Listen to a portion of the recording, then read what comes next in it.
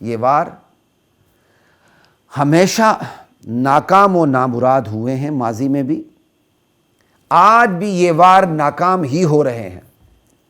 کوئی اگر ان وار سے متاثر ہوتا ہے تو اس کی اپنی ذاتی غلطی ہے۔ آج بھی یہ وار ناکام ہو رہے ہیں، انشاءاللہ مستقبل میں بھی ان کا یہی حشر ہوگا۔ ان وار کرنے والوں کو اللہ نے کبھی براہ راست واصل جہنم کیا مہلت عمل کے اختتام پر، اور کبھی اللہ تعالیٰ نے اپنے فدائی بندوں کے ذریعے ان کو جہنم کا مستحق ٹھہرا دیا۔ اس توہین کی بہت سی وجوہات ہیں۔ اگر تمام وجوہات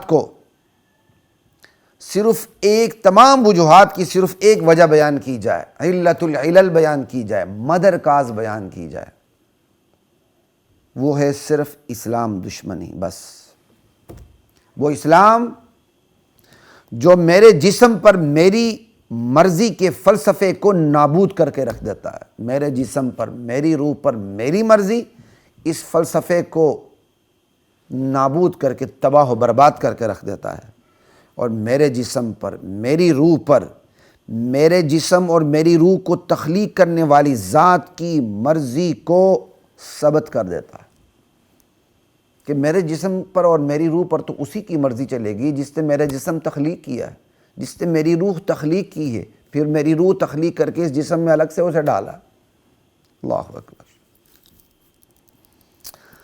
تو غیر مسلم ممالک میں بھی توہین رسالت ہوتی ہے، اور اسلامی ممالک میں بھی توہین رسالت کروائی جاتی ہے، غیر مسلموں سے کروائی جاتی ہے، اور مسلمان خصوصاً ینگ جنریشن کو بے حیائی میں پھنسا کر کروائی جاتی ہے۔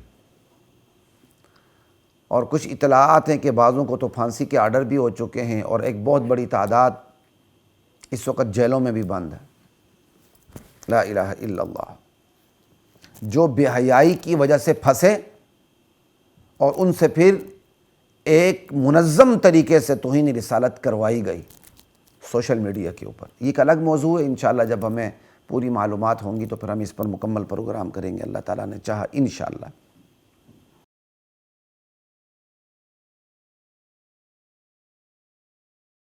وَلَقَدْ